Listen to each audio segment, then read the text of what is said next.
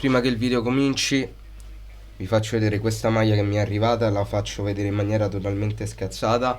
Una delle maglie più belle che io abbia mai visto, di Adriano. Trovate qua sotto il link in descrizione per comprarla. Sono incazzato. Oggi sono incazzato nero. Sono veramente incazzato nero.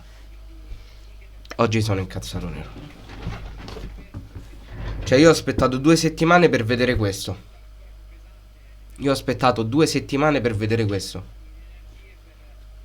23 tiri l'Udinese. 23 tiri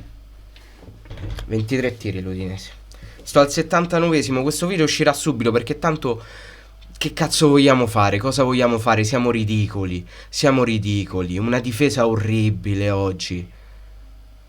La cosa brutta è che nel primo tempo non abbiamo giocato nemmeno male. Perché hanno trovato gol dalle occasioni. Ma poi che cazzo mi rappresenta fa giocare Valukiewicz e Rog? Ma perché li devi sprecare così? Tu oggi dovevi vincere la partita. Tu oggi dovevi vincere,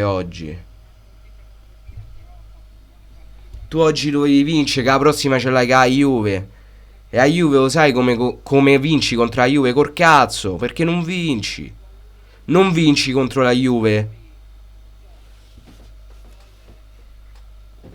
Mamma mia, io non c'ho parole. Io posso capire tutto, posso veramente capire tutto, ma figure di merda simili no.